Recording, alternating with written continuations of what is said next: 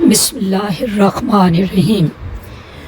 ہم دعا کرتے ہیں کہ پروردگار عالم ہم سب کو زمینی اور آسمانی آفات سے پناہ عطا فرمائیں، اور ہم دعا کرتے ہیں کہ رب العزت کل اہل ایمان کو آقا دو جہاں صلی اللہ علیہ وسلم کی سیرت کے مطابق اپنے شب و روز ڈھالنے کی توفیق عطا فرمائیں، آمین ثم آمین۔ انبیاء کو بعض انبیاء پر فضیلت عطا فرمائی ہے، اور یوں ارشاد فرمایا تلک الرسل فضلنا بعضهم علی بعض، یہ وہ نبی ہیں کہ جن میں سے ہم نے بعض کو بعض پر فضیلت عطا فرمائی۔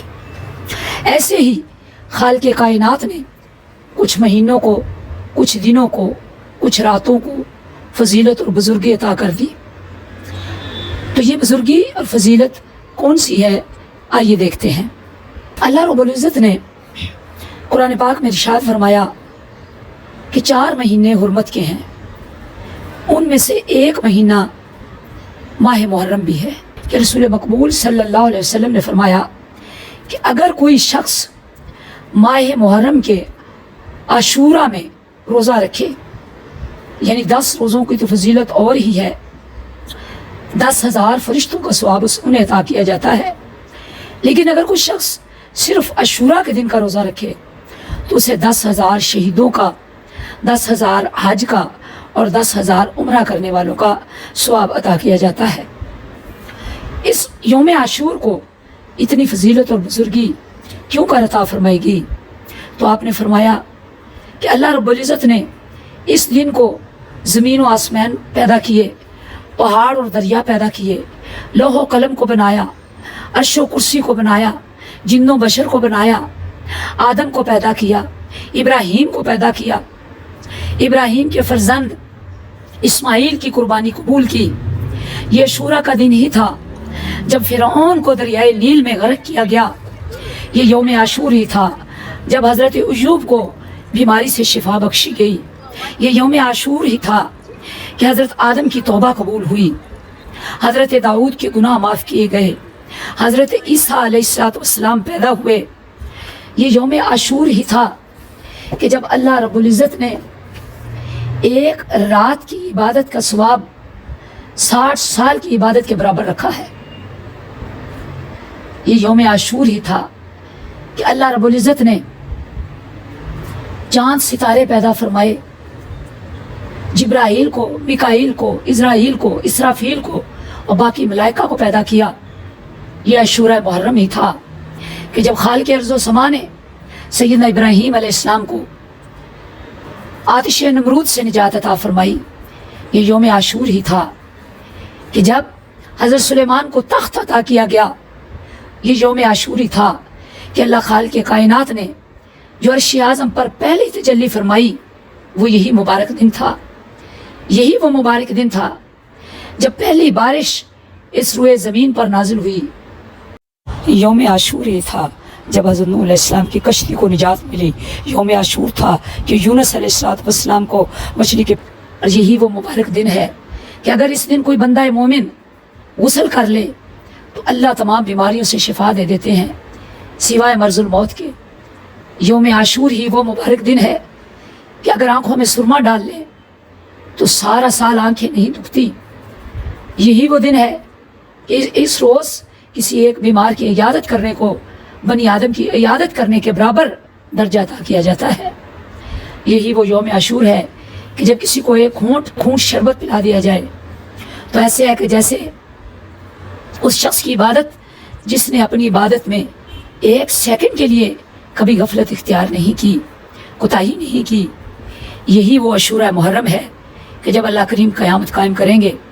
عاشورہ محرم کو جس شخص نے اپنے اہل خانہ کی رزق میں فراخی کی، ان کو سیر ہو کر کھلایا، تو اللہ خالق کائنات سارا سال اس کی روزی میں غیب سے برکت ڈال دیتے ہیں۔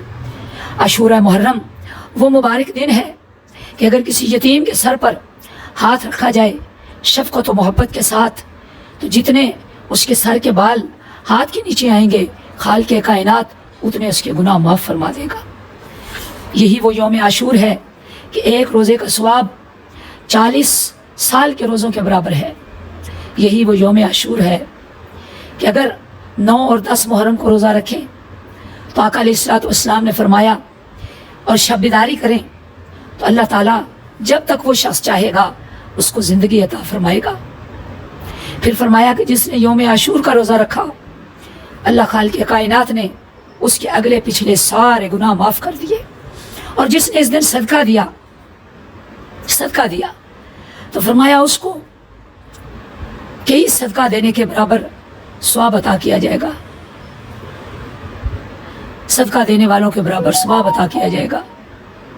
फरमाया इतना जितनी ओहद पहाड़ की लंबाई और चौड़ाई है कि जिस दिन चिड़िया ने रोज़ा रखा, जानवरों ने रोज़ा रखा, दरिंदों ने रोज़ा रखा, चरिंद परिंद ने रोज़ा रखा, कितनी फजीलत है यौम आशूर की।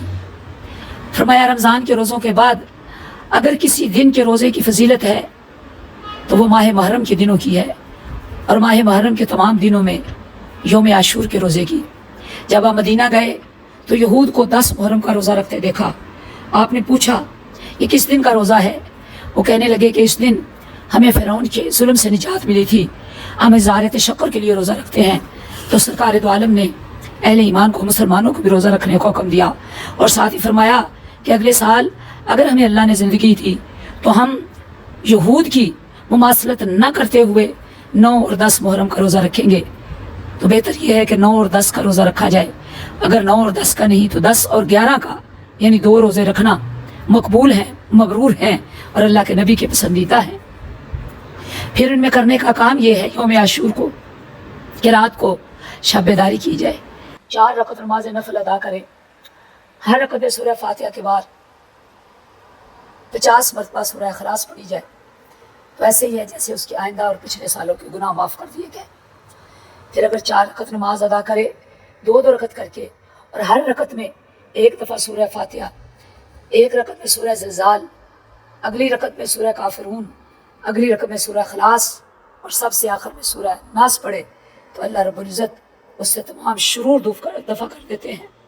और फारिग होने के बाद 70 मरतबा आका दो जहां सल्लल्लाहु अलैहि वसल्लम पर दुरूद भेजे तो गोया उसको कई रातों की शब बेदारी का सवाब अता किया जाएगा। दुआ करते हैं कि अल्लाह रब्बुल इज़्ज़त हम सब को यौम आशूर के इस तक़द्दुस को बरकरार रखने की और इसमें जो छुपे हुए ख़जाने हैं उन्हें हासिल करने की तौफीक ख़ास अता फरमाएं। इस रात को तौबा इस्तिग़फ़ार करें, मुनाजात करें, जिस तरह इमाम हुसैन ने, खानवादा रसूल ने शब आशूर को सारी रात इबादत की, अल्लाह के हुज़ूर सजदा रेज़ रहे, दुआएं की, रब्बे कायनात को मनाया। आइए हमें भी अल्लाह ने मौका दिया है कि हम भी उसको मना लें और उसके कुर्ब के हकदार हो जाएं और उसके लुत्फ़ व करम में शामिल हो जाएं। अल्लाह रब्बुल इज़्ज़त हमें इन कामों के करने की सआदत अता फरमाएं। वस्सलामु अलैकुम व रहमतुल्लाहि व बरकातुहू।